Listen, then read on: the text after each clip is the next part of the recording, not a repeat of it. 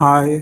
सकाळ, Maharashtra times, the Indian express, Navbharat, Lokmat, the Hindu, Loksatta आणि हा आहे टाइम्स ऑफ इंडियाचा न्यूजपेपर.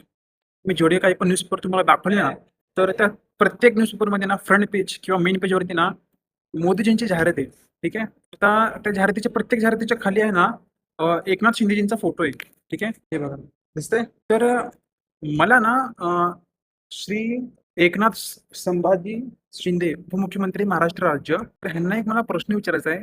ते सगळे जाहिरात जे आहेत छापलेले, हे तुम्ही छापलेत का? कारण का प्रत्येक जाहिरातीच्या खाली तुमचा फोटो आहे. आणि जर तुम्ही छापले असतील, तर मग हे जे सगळे पैसे कोण भरताय? हे कुणाच्या कष्टाच्या पैशाचा हा जाहिरात छापली जातीये? कुणाच्या मेहनतीच्या पैशाची जाहिरात छापली जाते? आणि ह्या जाहिरातीचा सेन्स काय?